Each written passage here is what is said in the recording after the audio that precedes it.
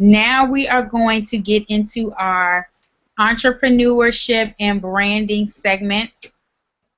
And we have two amazing ladies with us today.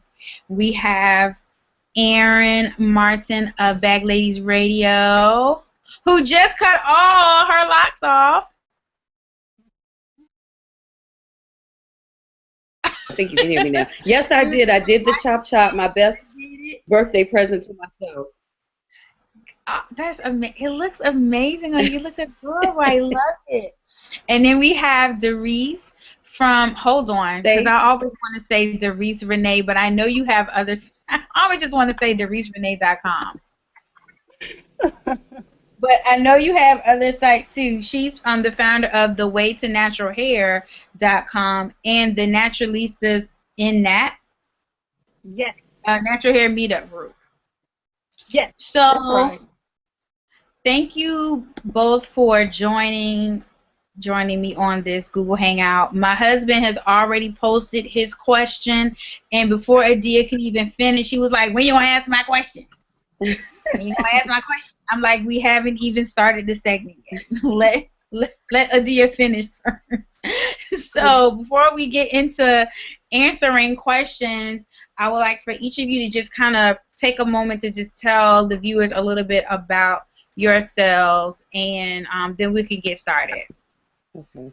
And which one of us, or you could go ahead and okay. First off, let me just say thank you, Jonna. It's so interesting because, one, I fully plan to kind of like pop in and out during the course of the day, leading up to the time that me and Darice were going to be joining you. And this morning, I wanted to make sure, that I could get on because I wasn't able to do the test a couple of days prior. And let me just say, don't fret about the technical difficulties that have been had, because there has not been one single Google Hangout that I participated in that has not ever had technical difficulties. So it's the norm as far as I'm concerned. So, and I've seen far worse. But I plan to kind of just pop in and pop out. But I've been so engaged, like everybody that's participated thus far, Adia, Naturally Creole, all the other ladies, the women that you had from the two organizations that you're raising funds for were so engaging. So, like, I plan to kind of listen in, do housework, do dishes, wash clothes. So let me just say it's all your fault that my house looks a mess, clothes aren't washed, and I have a ton of to-do still to do because I've been so engaged. Well, I'm glad you're not at my house. Right. But you can imagine when the last time I cleaned anything. Right. But I think that's just a testament to how necessary this is and how wonderful a job that you're doing and how engaging all of the participants have been so far. And I'm looking forward, to lending a voice. So, and having a chance to speak alongside Darice. Nice to meet you. So back to your question. So I have an online radio show that I founded in 2009, which I host and produce. Really, it was, my intent when I started, I just wanted to create a platform. And it really is, in terms of tone, it's much the same as the conversation has been today with your event. Just good girl talk, very informal, very comfortable. But the premise is the reality of life living and being a woman. I'm based in D.C. There's a radio show that's actually, it still airs today. 4 guys, all of them in various stages of their life. They all went to college together. I think a couple of them are married with kids. One is single. Primarily, they talk about sports, but they also talk about just their own personal lives. And it is absolutely hilarious. My children's father and I used to, be en route to work, literally in tears, cracking up.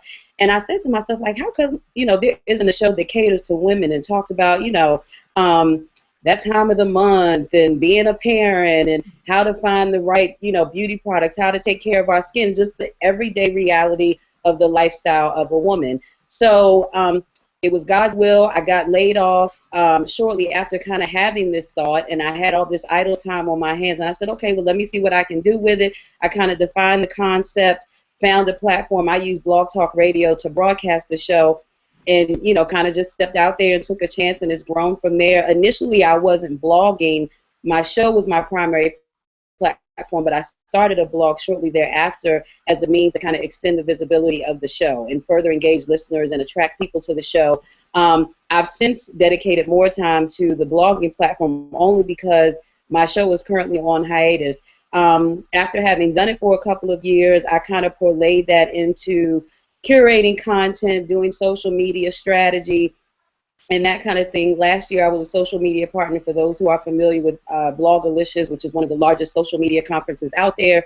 I was voted one of top 300 hosts by Blog Talk Radio. So because of that, I've kind of transitioned into coaching, if you will, those who have an idea but are trying to formalize a concept and figure out how to essentially launch. So the time that I've spent kind of doing that, I just have not had the bandwidth to produce the show in addition to that, because that's a monster in and of itself, although I'm looking forward to resuming the live schedule.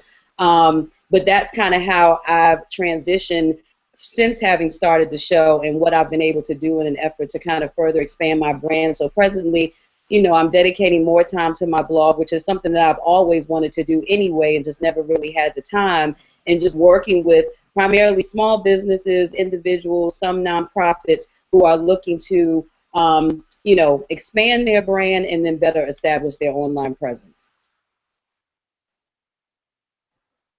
Awesome.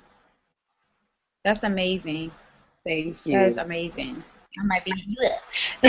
Next up, we have Mr. Reese. Go ahead, Darice, and tell us a little bit about yourself and what you have going on. So, hi, everybody. I'm excited to be here, and this is my first Google Hangout, and I have a very active family, so there is a chance somebody's going to walk in, my phone's going to ring, and all this stuff is going to happen. So we're just going to have to move past it. But I have actually had a really non-traditional path, going back to what Adia was talking about in that last segment, and I'm so glad I got to listen to her segment. I had been at a women's conference earlier today, so I missed most of today's events, but I was happy to catch hers because she is my star, my mentor. I love her to death. But I actually started my first business while I was in college. It was something that I just kind of leapt into, took a risk, and had a good time learning about entrepreneurship. That led me really into corporate America after I graduated, all that good stuff. But I've done several things over the years that I knew were going to bring me to owning my own business one day. But honestly, a couple years ago, I started something that I had no idea was going to be my work, so to speak, my life's work. And that was in starting a natural hair group. So we didn't have anything in my city of Indianapolis. I was coming home from church one day on a Sunday. I had seen all these wonderful, gorgeous women with natural hair. I had natural hair. I wanted to connect with these women and see what their experiences were like. And so I put out a call. I honestly didn't know if anybody was going to show up when I did. Honestly, as a matter of fact, I had my sister come with me because the event was held in a cupcake shop. So I figured, well, if nobody else shows up, we'll just have some cupcakes and call it a day and go home. But that event was so popular. It was standing room only. We had women just, it was amazing. It blew up. We have about 800 members now. That has allowed me to go and speak at colleges all over my state. It has allowed me to start blogging and get opportunities from blogging. And I just finished my first book. So that brings me to today. I'm so happy to be here, and hopefully I answered your question. So. Yes, you did. That's awesome. Congratulations on the book. Thank you. So, just in general, I'm just going to ask a few general questions, and we'll see if as questions come in, I'll post. I already know my husband has a question, but he went to go get something to eat, so he's like, can you wait until I get back before you ask my question? First he was like, why didn't I ask the question? Now he wants me to wait to ask the question. I'll wait to ask the question until he gets back. But what I wanted to ask is, for women, what do you think is the biggest hurdle to becoming an entrepreneur, and how can we get over that? Whatever it is that you think it is, how can, because I think I have some ideas too, but I just want to hear from you guys. Like, what do you think is the biggest thing that we as women have to get over, and how can we get over it, though? Well, if I may, sorry, and let me just say this: I have a radio show, so obviously I like to talk. So I'll just clear the air with that right now. But it's interesting that you asked that question, Johnny, because I actually spoke on a panel last weekend, and it was myself and 7 other women who are all bloggers, and that was kind of the focus. Like, how, as a woman, do you manage all of the tasks associated with building your brand, being an entrepreneur, but also manage and maintain your home life? And one of the responses that really kind of resonated is that, throughout time, women are told that, we have to be the ones to hold it down. Everything else might be broken, falling apart around us, but if anybody has the responsibility of keeping it together, it's us as women. We got to manage the family. We got to make sure dinner's on the table. The kids are taken care of. Husband, if that's applicable, he's okay, and also holding it down on the business or the career front. And I think, personally, I think you have to relieve yourself of that mindset. One, because of the pressure and just the anxiety that can come with it by feeling like you are responsible for everything, but also it hinders you in various ways when you feel like you are responsible for everything else, everybody else. So, you have to kind of take a step back and be realistic about what you can and can't do. Nobody's saying that you have to do everything entirely on your own. But, because that standard has been set in so many ways, it can be difficult to not think like that. You know what I mean? But, recognize and realize what you can do realistically. Outline a plan or whatever you need to do to kind of manage tasks or whatever you want to do, whatever works best for you. But, relieve yourself of feeling like you have to do it all entirely on your own. Take that cape off. Don't walk around with that mindset. If you misstep, if you, fail at something, don't, get all down and out about it. Like I tell people all the time, one thing I'm not afraid of is failure, and I'm not afraid of no. You know what I mean? If I don't do it well the first time, I can try it again, and hopefully I'll do it better the next time. But to assume that pressure and the responsibility of having to get it right all the time, every time, I think sometimes is the biggest hindrance, more so than anything else. And I think you're absolutely right on everything. I think the hurdle that I see most often from women is the hurdle of guilt. Because I think, and I've been there too, when I do things that push my program or my platform forward, that means that I have to sacrifice something at home, right? So that means that, the kids don't get a 4-course meal, they might get Subway. Or, the husband might not get to cuddle tonight because I have to finish this chapter. So I think the biggest hurdle that we have to deal with is guilt. And I think that the thing that pushes us past guilt is understanding that, first of all, we have choices. We have control. So, the same thing that pushes us to take care of the kids, take care of the house, take care of the husband, take care of work, all that power that you have to do those things can be redistributed to include what you need to do to fulfill yourself. I think I was just in a conference today, and we were talking about fulfillment and how we are fulfilled.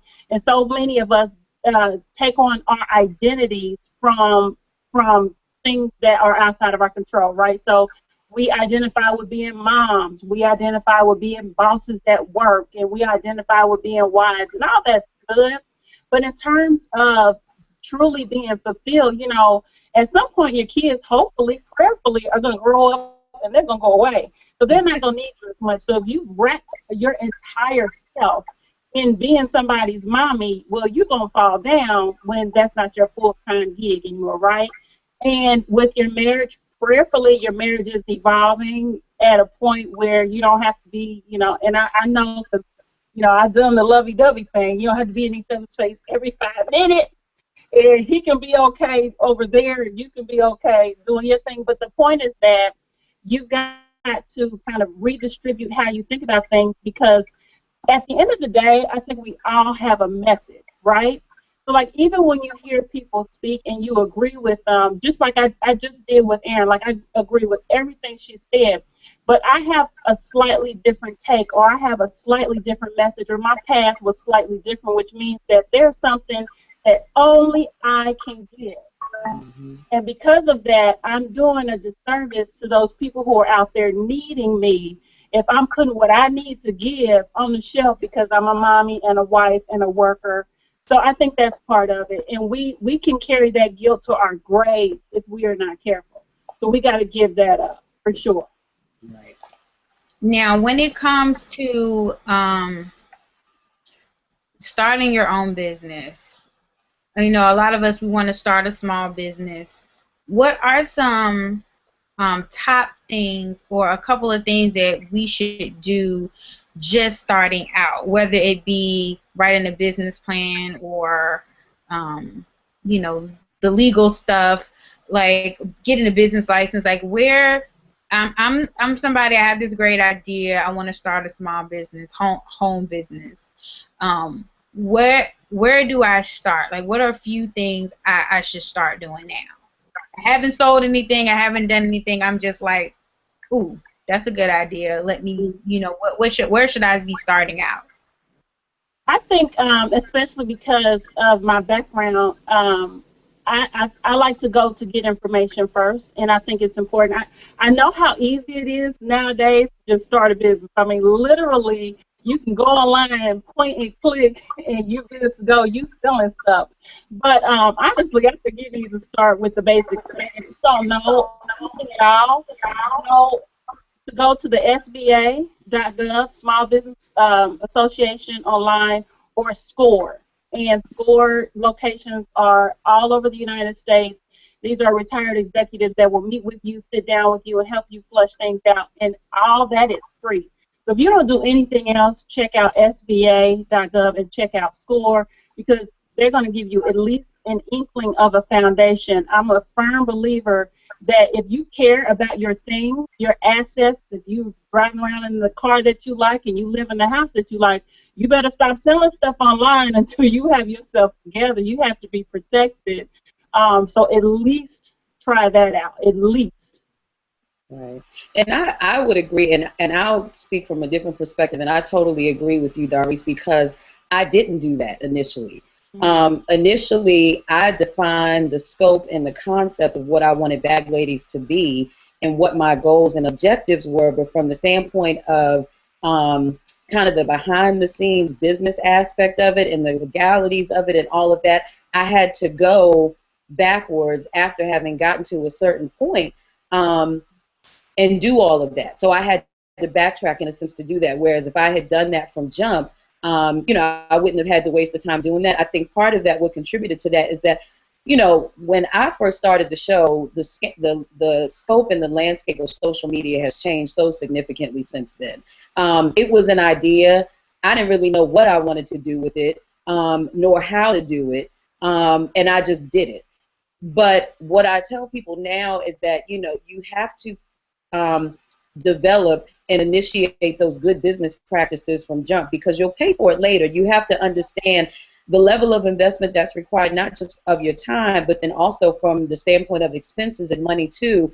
And particularly now, since I've kind of, like I said in the beginning of this, parlayed into doing like social media strategy and how to build your online presence or what have you, so often I come across people who have very grandiose ideas. And not that there's anything wrong with that. Dream big, pray bigger, do all of that. But you also have to be realistic about what is going to be involved in the plan to execute. I don't necessarily think you need to have a formalized business plan per se, because sometimes you haven't necessarily defined what you want the business to be. The same as we evolve individually and personally, so does your business. But you should at least have kind of a loose outline of what your goals are, what your objectives are, what you want to gain from this, whether it's profit, whether it's, you know, celebrity status or what have you, and then making sure you have those legalities in place. And then it just establishes, you know, just a routine and a habit of just good business practices, you know, moving forward. And there's so many free resources. That's the thing. I think sometimes people tend to get intimidated when you think about, oh, the business side of it, that's not my forte. I don't know anything about it. So, you know, it kind of intimidates them and scares them off. But like, you know, Darice suggested, there's so many free online resources that you can turn to, to find out just from a minimal standpoint what you need to do. And really, it comes down to protection of your investment in your brand, in the efforts that you're putting forth into establishing something and making sure that it's firm and it's protected. Yep. Yep. And it doesn't have to cost thousands and thousands of dollars either. I hear people talking about, well, I have to save money and I have to go to an attorney so I can, you know what, you can file an LLC in, I don't know, 30, 40 minutes. Yep. And an LLC is a good starting point to keep your assets safe in case somebody wants to act monkey against your business. But, yeah, it doesn't have to cost thousands and thousands of dollars. It doesn't have to involve, months and months and months of planning. I do like business plans, but I don't think it's necessary for everybody to have have a business plan, as long as you at least have a business model. Yeah. Know what you're doing. You have a charge or a pricing structure. You have, whatever income streams worked out that you want to tap into. You've got some goals set for yourself. It can be just that simple. Just don't make it too hard that you're sitting here years and years. You got a logo. You got business cards. But, you know what I'm saying? Like, let's go. So I was gonna ask. That kind of leads to like the backside, the other like extreme of like people that just are jumping online, selling stuff. They don't even know what they're doing, if it's right, or like I always tell people, they want to just start doing events. They start selling tickets, and I'm like, does your city charge admission tax? Are you supposed to be paying admission tax if you sell tickets to an event? They're like, I don't know. I'm like, you might want to find that out, because depending on how big your event is, the city want their money. Yeah. They may not care nothing about Right. natural hair, but when they see you sold some tickets, they're going to cut out about natural hair. Oh, Somebody's so coming for you. Oh, okay. So you have that one extreme. Then on the other extreme, you have the infamous analysis paralysis. Yeah. Where you don't do anything because you're so afraid, and you're researching and researching. I know so many people that want to get into things, they want to try things, but they are so afraid, and they're trying to overanalyze, and they want it to be perfect. What do you say to that person? I love that. I just posted something on our Facebook group that we're in. I think it was it was last month. And it's the concept of a minimally viable product. And when I heard this concept, it spoke to me like nothing else, because I used to be one of those people. Well, not so much. I don't have analysis paralysis as bad as others, but I will think something through to death, and then I just go. But a minimally viable product is one that you put out on the marketplace in response to a need. Now, we shouldn't just go start willy-nilly, packaging stuff up and selling stuff unless we know that there's a need. But once you know that there's a need, you need to put something out there to fulfill that need. And it doesn't have to be pretty and polished and perfect. So I had heard this podcast where this author talked about this concept of a minimally viable product. And what I loved about it is, in his story, he had written a book, and the first book he ever wrote was so crappy. The content was good, but he literally went to Kinko's one day and took these ideas out his head, typed it up on a Word document, and bound it at Kinko's, and it looks like crap. But for a year, he sold that thing, and every time he sold it and got some feedback, he fixed it up a little bit more and fixed it up in a little bit more. A year later, he gets picked up by a publisher. He's already made $100,000 on this product that started off like crap. But what he said that I absolutely loved was, he said, ha, ha, ha, I was selling that crap the whole time, and people were paying me for it while I was making it better. Yeah. My God. You know what I'm saying? Like, how many of us are missing out on not only dollars, but missing out on helping people because you're trying to make it pretty and perfect and polished? Get it out there. If you know it's something that's needed, let's go. Right. And I totally agree with that. I mean, I think for me, what was one of the motivating factors in terms of my launching the show, because, I mean, people it's humbling and flattering when people are surprised to find out that, like, I don't have a broadcast background. I don't have a journalism background. My background is actually project management. But for me, it was the premise of the show. And I did my research to see, like, okay, maybe there's already a show like this that exists that talks about kind of the same topics that I'd like to dish about. I couldn't find one. So I'm like, all right, well, nobody else is doing it. Let me see what I can do with it. But I guess for me, maybe it's to my advantage because I have a project management background. You don't have time to, like, overanalyze a project. You get a project, you have the deliverables, you outline the timeline for completion, and you get it done. So I don't necessarily have the mindset of, like, overanalyze and you look up and it's a year later and you still haven't executed anything. But I encounter a lot of people who definitely do that. They want to have every single duck in a row and make sure that it's, perfect. But the reality is it's never going to be that. And part of the process of building your brand is a process of perfecting it and getting it to where you want it to be. Sometimes there will be missteps. You know what I mean? I like kind of the process of feeling like I'm making strides in a way, as opposed to, like, having all the answers right now.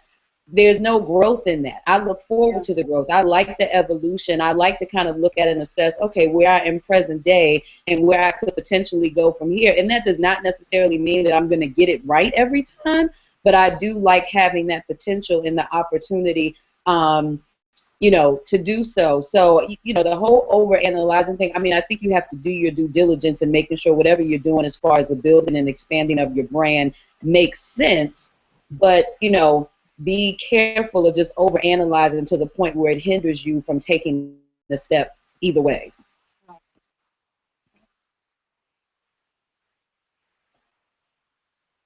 I'm telling other people their mic is muted and I forget mine is muted. So when it comes to branding, that's a whole different beast. And I think a lot of people get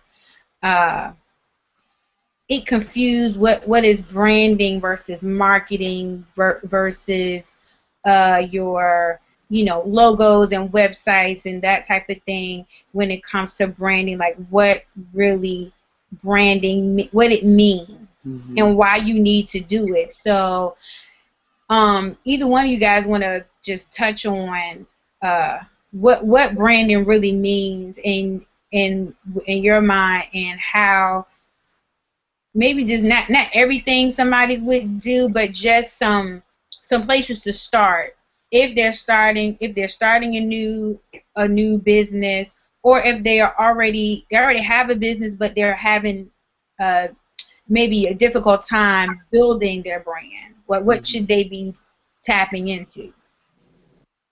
I would say for me, and just speaking for myself, branding, the way in which I differentiate or distinguish between branding and marketing, because I get this question too a lot. Branding is how I'm identified. Branding is how you see that which I'm doing, versus marketing is what strategies I use to then reach somebody or then promote that brand which I've actually identified. I think, from a minimal standpoint, oftentimes people will have an idea about something, but they don't know where to go from the point in which the idea is born. So I think that question is more effectively answered when you establish, like I said before, what are your goals? What are your objectives? What do you want to do, whether it's a service or products that you're distributing or selling?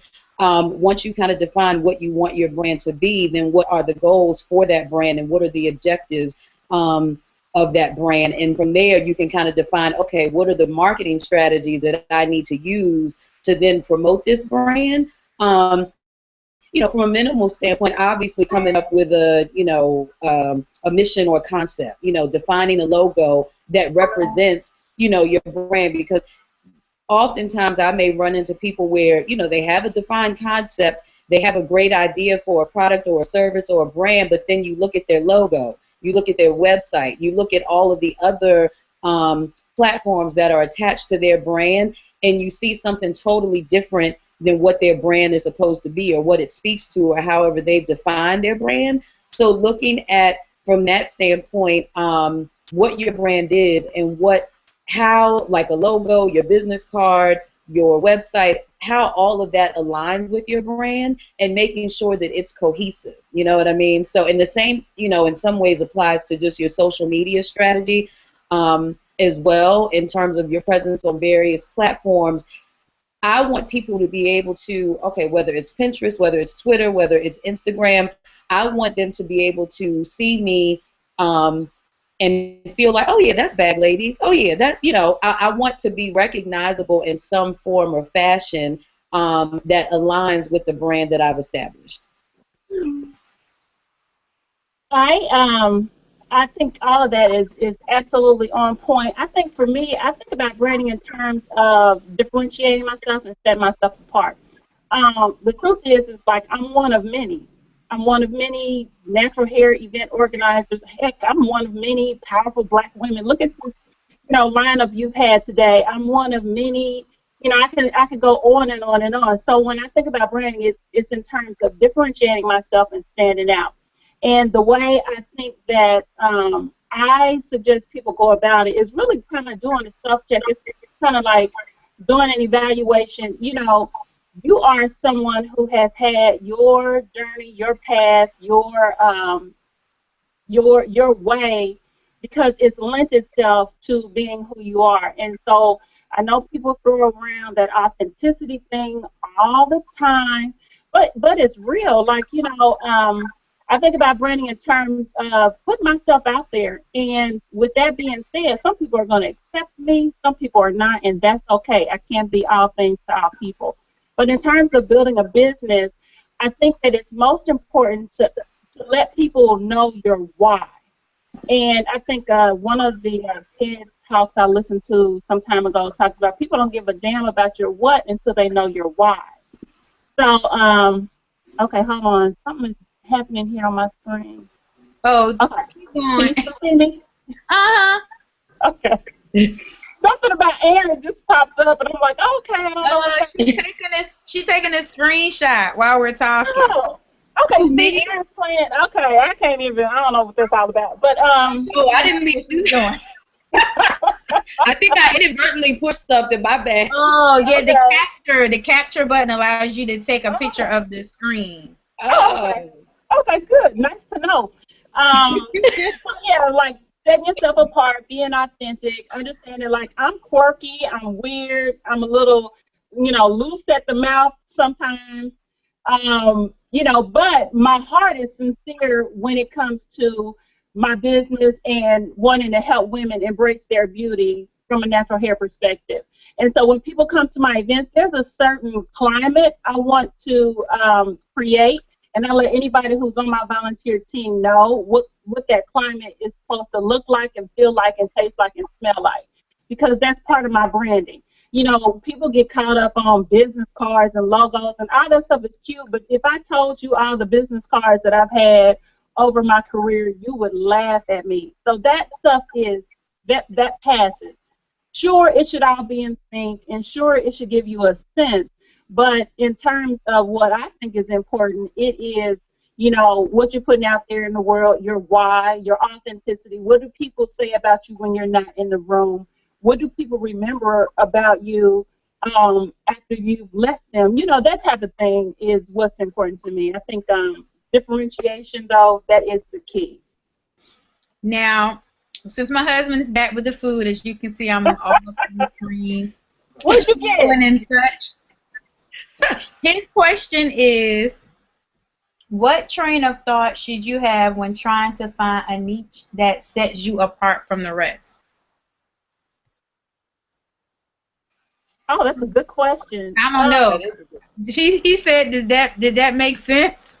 Yeah, I think it makes sense. I think it can best be answered by asking yourself, what are you passionate about? Because you're more inclined to be not necessarily the best, but better at something that you most want to do.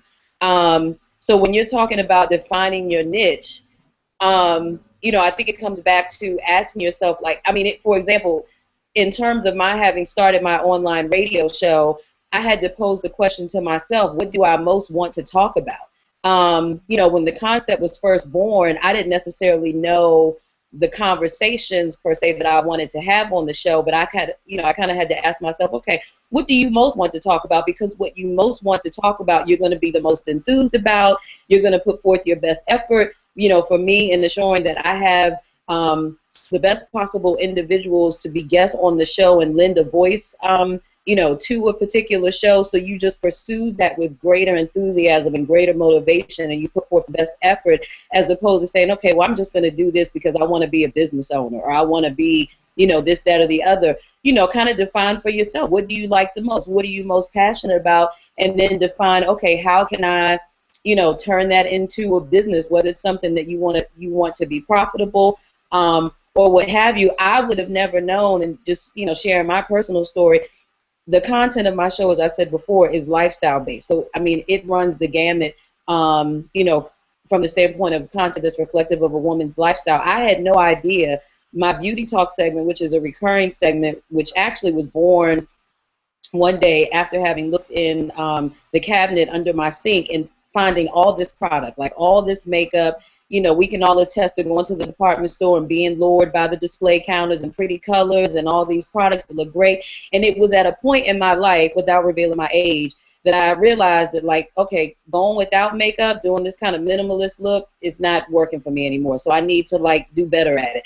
But I had no idea how to apply it. I had no idea how to pick products, what techniques to use. All I knew was that I had all this product. So, and I have co-hosts as per the program format of my show. We kind of dished about it and said, okay, we need to figure out a format to kind of discuss techniques or what have you.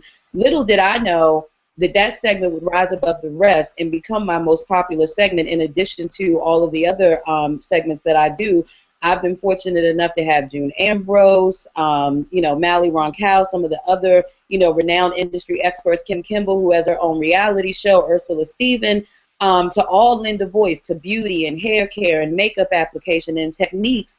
And I became really, passionate about that. So, it became one of my more popular segments. So, I share that to say, define what you most like, define what you are most passionate about, and more than likely, that is going to be your niche. I agree. I think that there's something, honestly, I think that you already know what your thing is if you tap in. So I think that your life has given you clues. Now, I only know this looking back because I didn't see myself here where I am today building this particular business. As a matter of fact, I would have told you when I was in college, there is no way in the world I want to build a business, serve black women. And I'm just going to keep it real because black women are hard to please. And I would have never chosen this. But there were certain things that happened in my past that put me in places to serve black women particularly that just lit my heart on fire. I mean, just, people talk about passion. I think that there should be more than that. It's passion plus your gift. I'm passionate about music, but ain't no way in the world I should pick up a microphone and start singing to y'all. So you take passion, but then you add your gifts, and your gifts are what are the things that set you apart and kind of help you define that niche. So I just simply discovered a gift for connecting with women and for speaking. And so the train of thought is to answer the question is to think about, what life has cued you in on that you do that is, number one, it is an absolute sheer joy. That is absolutely touching people not in the, touching people in a good way. And that you would do for free. Somebody told me that years and years ago, but now I get it. Now, my husband's not going to be okay with this. I'm not doing it for free. But if I could do what I'm doing for free and still take care of my obligation, I absolutely would. And those things, I think, will help you clue in on what you should be doing and what you should be pursuing. The last thing I'll say about that is that I knew I was there when I got the feeling like athletes describe being in the zone. professional athletes, and I guess not just professional athletes, but they describe being in the zone when they are doing what they are supposed to be doing. And for me, when I'm in front of a crowd of women and I have a microphone in my hand, time stands still. It is just this feeling of surrealness, and it's again a confirmation that I'm in the right place doing the right thing. So I think that you already know if you just start thinking about and tapping into what gives you those feelings. Right. And can I just add too, I like what you said, Darice, about, how and that feeling and, being in that zone, in that place. I think too, I'd like to say, don't be scared of it. You know what I mean? Because I get that kind of feedback too, where, like you touched upon, people have those inklings, they have those moments, God's whisper that's telling you, this is it. This is what I've called you to do. This is your purpose. This is the passion that I've revealed to you. But being scared by that, and knowing that and being scared to, fail at it, I think that's part of it too. Don't be afraid to listen to yourself and trust your instincts and trust those inklings and those moments that are revealing to you that this is what you want to do. This is what you should be tapping into. Absolutely. I want to piggyback off of what Darice said, because I think, especially I think in the blogging community, because there isn't a set standard, there isn't like a set pricing. People struggle with that point of, I love it, I love to do it, and I would do it for free. At some point, though, you need to get paid. And a lot of people will start off doing it for free to get experience, to be able to say, I worked with this person, I did that, put it on your resume builder. But now, at what point do you transfer to, now you got to pay me to do that? And how do you if there's not a set pricing, or for a lot of things there is a pricing, but if you're new to the game, you may not know it.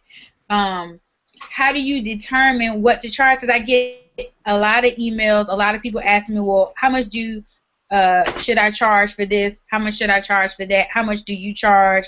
So they can try to get an idea, and sometimes I don't know what to tell them, especially when it comes to blogging, because there isn't really like, we know when we go to a job, they say you get paid this much an hour, this range, boom, you kind of know.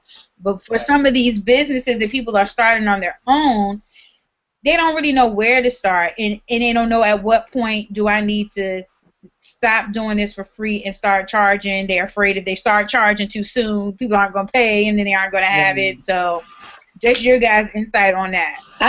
I think that is probably one of, if not like one of the most significant challenges of working within the social media landscape, particularly if you are a blogger. And I think, I know part of it for me, it can sometimes be a benefit, and it can sometimes be a disadvantage. I feel like it's more advantageous because there are no rules set. This has never been done before. Social media didn't exist prior to. So in a lot of ways, the oyster is ours, the world is ours, the scope is ours to be able to set the standard in terms of the value of the brands that we're building and our audience and our followers. For me, my listenership, I know initially, I'll just speak from my own personal experience. I didn't charge in the beginning because there were no standards, and I wasn't sure what I wanted to do with it, how long I wanted to do it. But for me, I was constantly cognizant of the value of the brand that I was building. As my audience started to grow, as my listenership started to grow, as my followers started to grow, and then particularly paying attention to the interest on behalf of brands as I watched that grow and expand. But I think, as with most bloggers that I know and most people that work within the social media landscape, there is oftentimes a pivotal moment where you kind of know I've crossed over. For me, within the first 6 months of launching my show, I wanted to do an event. One, to kind of, do a more formal, I don't know, whatever you want to call it, to like initiate that I had even started the show. But then also it coincided with National HIV Testing Day. And because my audience primarily are African American women, and the rates of HIV infection still amongst us are extremely high and disproportionate amongst, other populations, I wanted to bring some awareness to that. I wanted to bring attention to that, particularly in the Washington, D.C. area. So I reached out to Whitman Walker, told them what I wanted to do. I wanted to do an event. I wanted them to have some representation to distribute materials. I wanted to be able to do on-site HIV testing. So after having done that and the fact that they agreed to it, for me, that was a significant moment in like, oh, okay, this is something. I can do something with this. And I knew that I wanted to acquire sponsors, if for no other reason than I could not afford to pay for it out of my pocket. And I wanted people to have takeaways. I wanted swag, for lack of a better word. I wanted freebies. I wanted goodies. I wanted it to be a well-produced event that people would talk about and be buzzed about, and I wanted them to get something from it, particularly. So I reached out to 4 different brands, nationally recognized brands, one of which was Trojan, one of which was OPI, the nail polish brand, the other was Vagisil, and I can't remember the other one right now. All of them came on board as sponsors. For me, that was a significant moment to be an independent show. I had only been on the air for 6 months. I didn't even have a business plan at that point. I did have a media kit, and I did have a sponsorship deck. So thankfully, I knew well enough to have those ducks in a row to pursue these brands. And the fact that they were willing to participate in that capacity in the first ever event that I had done, that was the most significant moment in the building of my brand, that I realized, okay, there is some value in your brand. There is some value in the audience that you reach and your listenership. And it was from there that I started to put things in place, from the standpoint of ad rates and defining what I wanted those rates to be. And I will be honest, a lot of it was trial and error. In the beginning, I shot low to give myself some breathing room.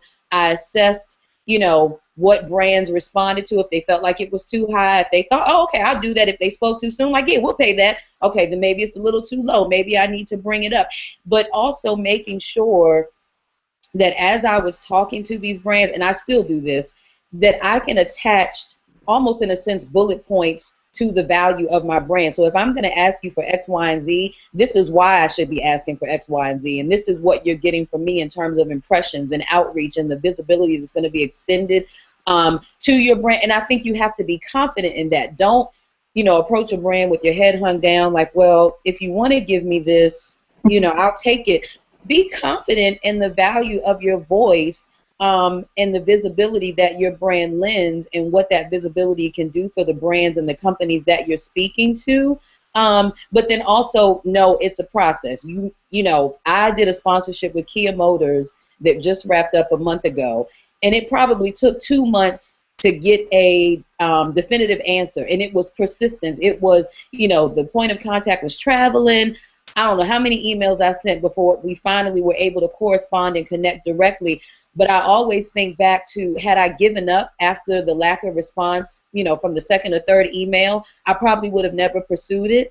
So you do have to be prepared to be persistent. Do your research as best you can. See what other people are doing, what their rates look like. Talk to people, and do your research from the standpoint of the brands too. What are they doing? What are they looking for? How can you fill in the gap? But be very confident in the value, in the value of your brand. Yeah, I think that there's not a whole lot to add to that, but what I will say is, in speaking to at what point you go from giving something away for free to charging, I think that you do know. I think that there comes a time when you've done the work, you've done the research, you've, made the phone calls, you've read the book, and all it takes really is you being one step in front of your client or your customer to make you able to charge. I mean, just keep it real. Yeah, you have to have value. You have to add value. And that's the part, at the point where, you're in the position to be an authority on this thing, whether it be, how great this bottle of water tastes to, how to move these keys on this cell phone quicker than the last guy. You know, that's all it takes. But like Erin said, it also takes some confidence. So if yesterday I didn't charge you anything for this, but today I'm charging you, I got to know that I know how to talk to you about what I'm bringing to the table today Right. that I didn't have yesterday. Because I Right. read maybe 2 more articles than you did. But you got to bring it. I think a lot of being able to charge what you're worth and to be able to put that shingle out there is about your confidence. Yes. Just again, like Erin said, I can't, you know, sell you a ticket to an event, or for me, it's a lot of times my vendors. So if I'm going to charge you X dollars to be a vendor at my event, I can't bring you that fee structure unless I can tell you exactly what you're going to get, who you're going to be able to engage with. I know my market. I know how great I promote my people.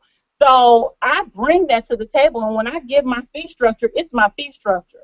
Right. Now, what's cool about this environment, it's, I guess you can see it 2 different ways, but what's cool about being in an environment where social media is what it is, and we have so much access to information based on being in the digital ages.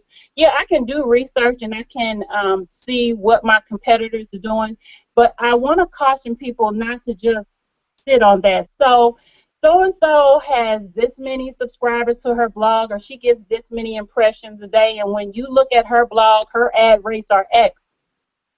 Okay, that's information, but that doesn't necessarily mean that I'm going to set my rate at X. Mine might be X Right. plus 10 because Absolutely. I sell better. Right. I mean, let's just keep it real. So, but again, that comes with providing value. I have to be able to sell my value. Right. And once you can do that, really, there are no limits.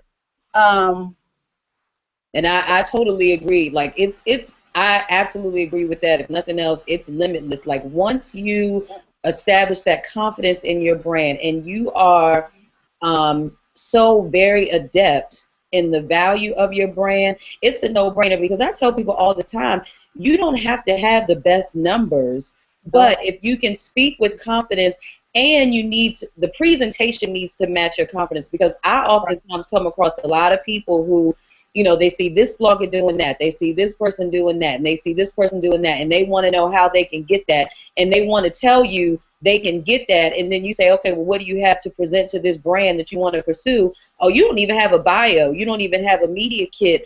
Some of those things that I wouldn't say you have to have, but you have to lend the best credibility to these brands that you are pitching yourself to. And when you don't have those things, it diminishes your credibility entirely. So you have to have the confidence, but you also have to present the very value of your brand that you're speaking to. You also have to present it as such, which sometimes will go over better than anything, even if your numbers might be lacking in some way. You know what I mean? People think it's entirely dependent upon numbers, which really, I know personally that's a small part, of it in terms of convincing a brand to work with you or collaborate with you or spend money on you, basically. Yeah, there's 2 things to that. First of all, there's no excuse for you not to be able to present yourself in the best light because there's way too many resources. Oh my God, and most of them are even free. Right. So first of all, get yourself together, get your life, and look the part before. Even if you have the best mouthpiece in the world, you better look the part. Right. And then the other thing is that you also have to keep in mind in terms of a pricing structure is your marketplace. So, for instance, in the city that I'm in, I know we're going to do just about from here to here in terms of an event based on what I'm presenting. I'm aware of what that threshold looks like. So if I'm trying to charge this month this much, well, I'm not in the market for that. This ain't that. So I have to put that in mind too. Right. So keep your marketplace in mind. And if the truth is that your product really does cost this much, well, then you need to go find you another marketplace. Well, lady, it is 3:30 What? already. Wow. Can you believe it? You were so right about how fast it was going. It goes by Yeah. so fast. What does it say? Time flies when you're having fun. Yes. You guys, listen, nobody even had questions. Everybody was just like, oh my God, that is great. Oh my God, they dropping gems. Well, I hope that's a good thing. So clearly, they weren't ready. Well, we did kind of delve right into it. We got right into the nitty gritty right off the bat. So we just jumped right on into. Well, thank you guys so much for lending a voice to this segment. I know this is something that people want to hear. Like I said, the whole goal of this whole day was to do something empowering. Right. Whether it's what do I do with my hair? How do I take care of my skin? To how do I start a business? How do I brand myself? How do I work with brands? And if the people that watch this don't feel empowered at this point, I just don't know. I don't know what else they just not gonna feel empowered. That was amazing. Tell everybody just one last time. Well, number one, I forgot to have you guys show your bottom. So show what you have on the rest of your body, and then tell everybody where they can find you online. Let me see if I can maneuver, because I didn't even know, John, until I saw that comment at the beginning of the event, like, oh, we supposed to wear PJs? Okay. Well, these are, hold on, let me see. Okay. My polka dot, if you can see, bottoms. Everybody has their staple, uniform that they wear around the house. These are my most comfortable PJs. So, yeah. My polka dot pajama bottoms. And one, I want to say again, thank you so much for having me, for extending the invitation. It's been a pleasure. Darice, it's been a pleasure talking alongside you, and I've learned some things from you, so hopefully everyone that's tuned in, we were able, to offer some great takeaways. Any additional questions, I'm on Twitter and Instagram at Bagladies, BAGLADIES, one word. And I'm always engaging, just like Adia said. So you tweet me something, post a comment to an Instagram picture, and I will absolutely respond. Bagladiesradio.com is my website. You can access both my blogs and all of my previously aired shows, which are available as a free podcast on iTunes. And then I also have an on-demand feature, the same as with cable, basically. So you can find everything there. That's the one-stop shop. But thank you for everyone that, tuned into this segment. It's been a lot of time, and you were so right about this hour just zooming by. My goodness. All right. Well, my bottoms are not in compliance because I just came in from a conference, so I have on jeans. This is not sexy at all. So regular old jeans. But next time, if there's a next time, I'll throw on some pajama bottoms. They're already like, when's the next one? Yeah, it won't be 8 hours, I'll tell you that. All right. I am everywhere online. My YouTube, Facebook, Pinterest, Instagram, it's all Darice Rene, and that is spelled DARICERENE, Darice Rene, all one word. And I, just like everybody else, I love social media, so you can get with me at any time. I will respond to you. But I also want to encourage people to get on my list. I'm launching my book in the next couple weeks. So go to naturalhairproductsbook.com and leave me your information so I can let you know when it's ready. I'm really proud of this. It's an ebook, so it's not a long read, but you will absolutely save time, money, and frustration if you read this book about how to pick products for your natural hair. Okay, so check me out. Please tweet that. Tweet that out. Make sure you use the hashtag, and I will retweet that. Okay. So everybody can see it. All right. Thank you, Jana. Thank you, guys. Thank you. See you later.